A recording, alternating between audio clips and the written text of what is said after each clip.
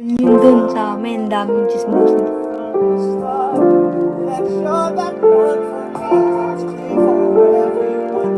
Kaso yung tita ko, may work yun. Nag-work yun. Parehas sila ng asawa niya. Work. Tapos, nano ko din, may nabalit, na-rinig ko lang din. Sa pag nasa labas daw si tita, pag nasa baba, pinapapuntahan ka agad nila sa anak nila. Sabihin, sana yung mama mo, bakit nandito? Pinagaano ka agad kasi.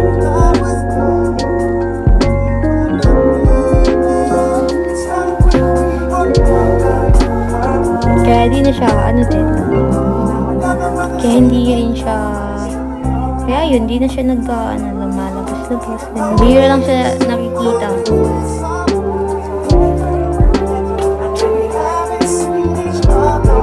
Parang ako.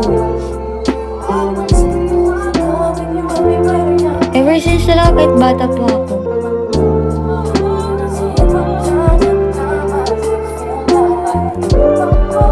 Kaya napaka-sweet ko wag kayo. Sinasabi mong maswerte kasi hindi ako lumalabas. Parang wala mong gano'n. Paano yung attitude? Hindi nyo pa alam. Diba? Hindi nyo alam, dita, gano'n. Supla, dita. O, diba? O, di nga lumalabas pero patay ka naman. O, ano?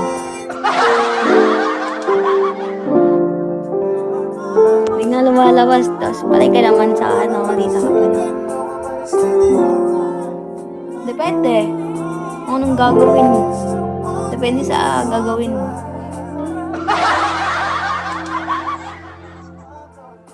So, di mo alam yung attitude, gano'n. Pero napapansin nyo ba sa mga ibang babae, like, ano yung mga attitude? Kadalasan na may encounter nyo ganun.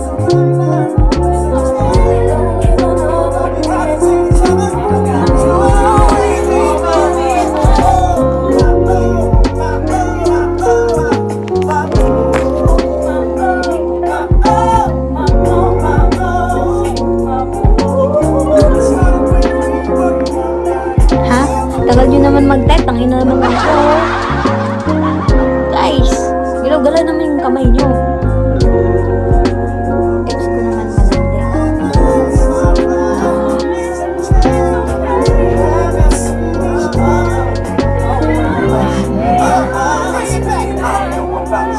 Shawi, ma.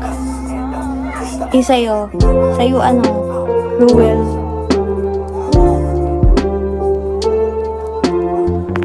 Hello?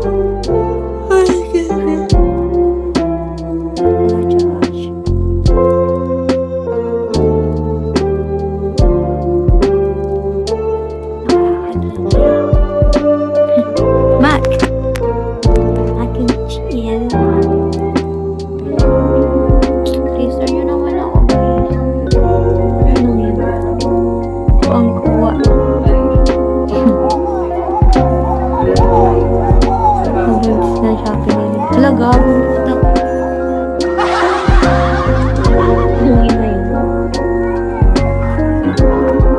Yan kasi, di kasi dito, hindi ka daw kasi nagbibigay ang pambayad. Ayan, tuloy.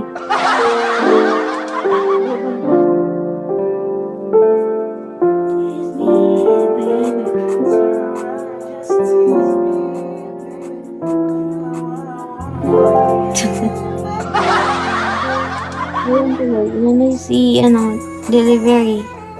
Para di na siya magbabayad ng mas Shopee niya. 50k allowance. Ay, really? Baka kulang pa. Yung 50k, lang yan, pang sa bahay, ganun. Bayad ng bahay, rent, or something. Or personal na yun. Ganyan.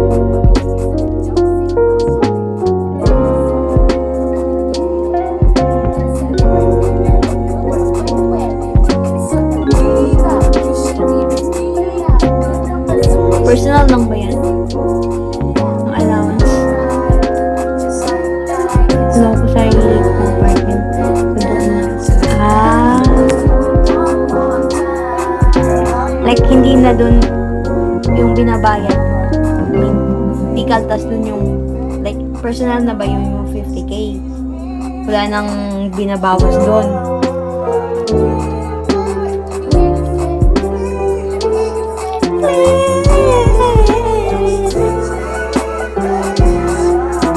Oo naman. Really? Gagi yun. Gagi ko ako yun? 50k? Like in my personal na wala na akong babayaran. Hindi nakatas yung mga kuryente, gano'n. Hindi kasama yung mga bills, mga something.